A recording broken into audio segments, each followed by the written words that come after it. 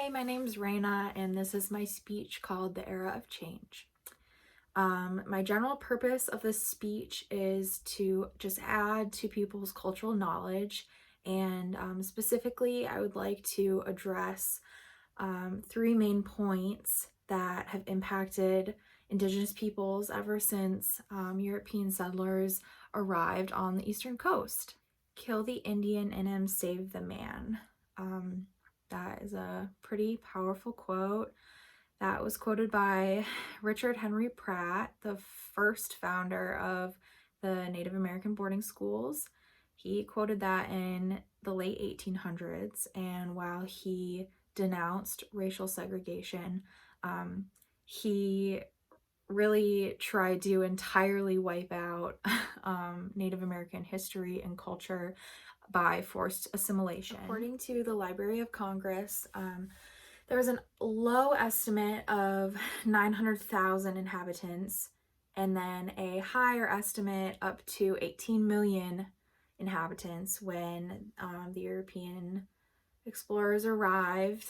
And you probably are aware that history informs the present, and today I'm here to talk about that a little bit. Today I want to cover the colonization of Native American culture and people, and I also want to touch on tribal governments. Sovereign nations, federally recognized tribes have their own governments, and I also want to talk about the trauma and recovery that Native Americans are still trying to work through and face today. So for my first point, I would like to talk about Christopher Columbus and the other explorers, settlers that arrived, and how colonization really worked.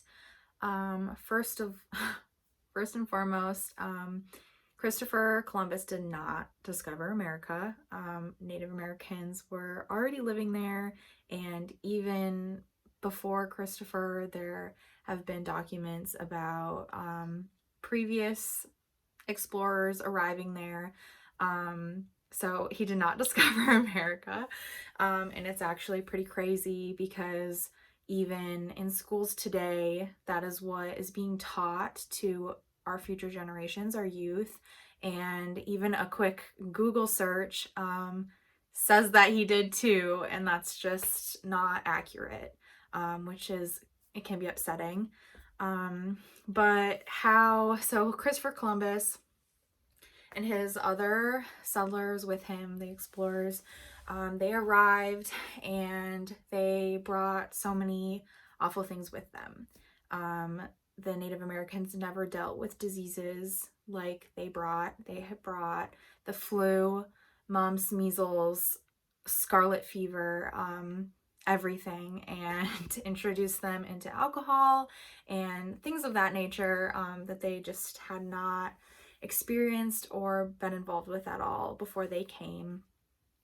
And next, it's important also to note that Christopher Columbus was not the first person to abuse and murder Native Americans.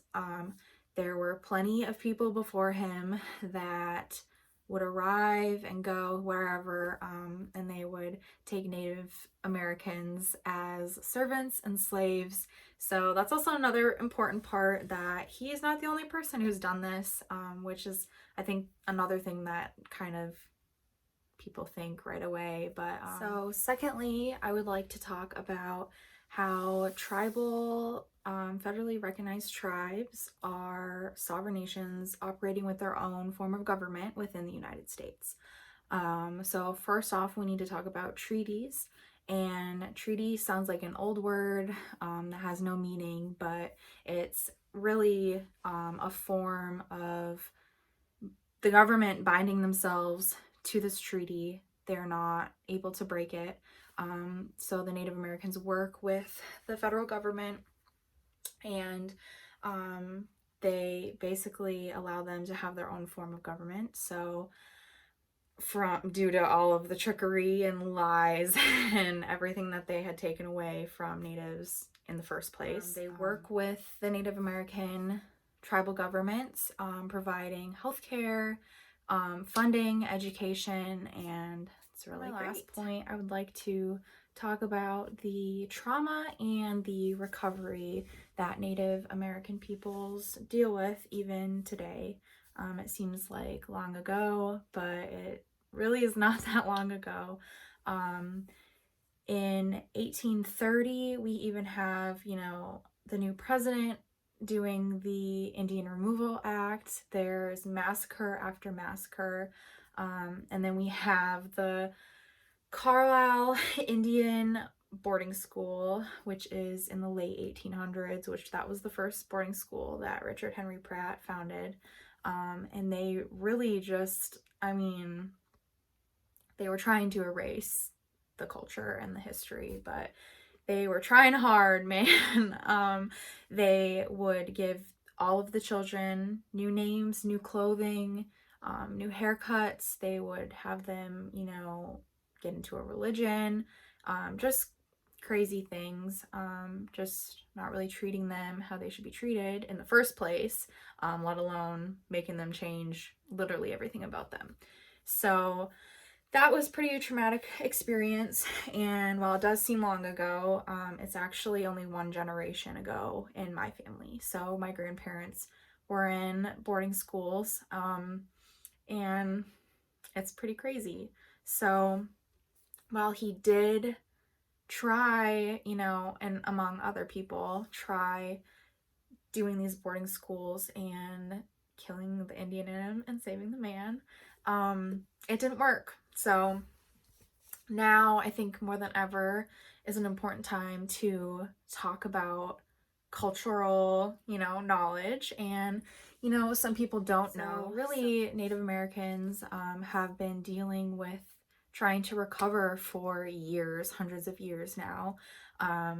With it being a generation back in my family, it's very fresh still, even now. They, children, and just even before boarding schools, Native American people were beaten and murdered and gone missing.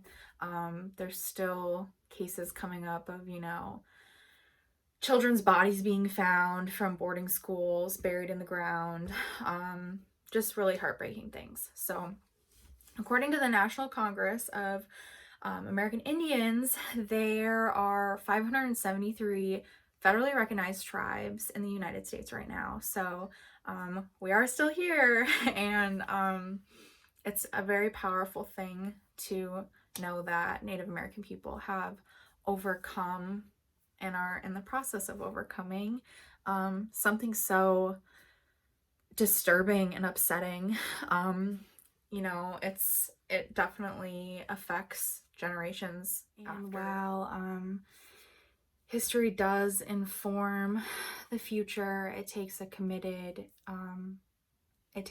action from an entire community, the whole, humanity, to make an effective change in our world right now. Hopefully this is the revolution. Thank you for listening. And I hope you enjoyed it and it was informative.